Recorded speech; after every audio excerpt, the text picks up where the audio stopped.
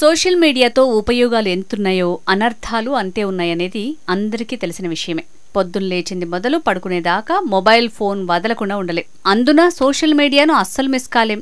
లింగ వయోభేదాలు లేకుండా అందరూ సోషల్ మీడియాకు బానిసలైపోతున్నారంటే అతిశయోక్తి కాదు. కాగా చిన్నారులు సోషల్ మీడియాకు అడిక్ట్ కావటం ఆందోళన కలిగించే విషయం. అస్తమానం సోషల్ మీడియాలో గడిపేస్తున్న పిల్లలను ఎలా వారించాలో తెలియక తల్లిదండ్రులు, ఉపాధ్యాయులు తలలు పట్టుకుంటున్నారు. చిన్నారుల చదువులు గట్టెక్కడం మాత్రమే కాదు, వారి మనసులపై కూడా ప్రతికూల ప్రభావం చూపుతోంది సోషల్ మీడియా. ఏ ఒక్క దేశానికో సంబంధించిన సమస్య మాత్రమే కాదు, అన్ని దేశాల్లోనూ చిన్నారులు సోషల్ మీడియాతో సమస్యలు ఎదుర్కొంటున్నారు. ఈ నేపథ్యంలో తాజాగా ఆస్ట్రేలియా ప్రభుత్వం తీసుకున్న చర్య ప్రపంచవ్యాప్తంగా చర్చనీయాంశంగా మారిపోయింది. 16 ఏళ్ల కన్నా తక్కువ వయసున్న వారు సోషల్ మీడియా వాడకుండా నిషేధిస్తూ ఆస్ట్రేలియా ప్రభుత్వం తీసుకొచ్చిన చట్టం అమల్లోకి వచ్చింది. ఆస్ట్రేలియా ప్రభుత్వం ఆన్లైన్ సేఫ్టీ అమెండ్మెంట్ బిల్లును 2024 నవంబర్లో ఆమోదించింది. ఇది ఆన్లైన్ సేఫ్టీ చట్టం 2021కి సవరణగా ఉంది.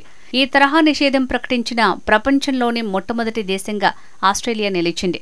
ఈ కొత్త నిబంధన డిసెంబర్ 10, 2025 నుంచి అమల్లోకి వచ్చింది. ఈ తాజా చట్టం ప్రకారం ఇకపై ద్వీపఖండ దేశమైన ఆస్ట్రేలియాలో ఇకపై 16 సంవత్సరాల కంటే తక్కువ వయసున్న పిల్లలు సోషల్ మీడియాను ఉపయోగించడానికి వీల్లేదు. ఫేస్బుక్, ఇన్స్టాగ్రామ్, థ్రెడ్ సహా TikTok, Snapchat, X social media యాప్స్ని ఇందులో చేర్చారు. ఈ నిబంధనలను పాటించడంలో విఫలమైన సోషల్ మీడియా సంస్థలకు గరిష్టంగా 49.5 మిలియన్ ఆస్ట్రేలియన్ డాలర్లు అంటే సుమారు 270 కోట్ల వరకు జరిమానాలు విధించే అవకాశం ఉంది. పిల్లలకు, వారి తల్లిదండ్రులకు ఎలాంటి జరిమానాలు ఉండవు. ఈ చట్టం బాధ్యత పూర్తిగా టెక్ కంపెనీలపై మాత్రమే ఉంటుంది. 16 ఏళ్ల కన్నా తక్కువ వయసున్న వారు సోషల్ మీడియా వాడకుండా నిషేధిస్తూ తీసుకొచ్చిన చట్టాన్ని ఆస్ట్రేలియా ప్రధాని ఆంథోనీ ఆల్బనీస్ పూర్తిగా సమర్థించారు. ఇది ఒక పెద్ద మార్పు, నిజంగా ఎంతో ముఖ్యమైంది. ఇది పిల్లలు నిజమైన బాల్యాన్ని అనుభవించేందుకు అవకాశం కల్పిస్తుంది. దీనిని అమలు చేయడానికి ప్రయత్నించిన ప్రపంచంలోని మొదటి దేశం మనమే అని ఆంథోనీ పేర్కొన్నారు.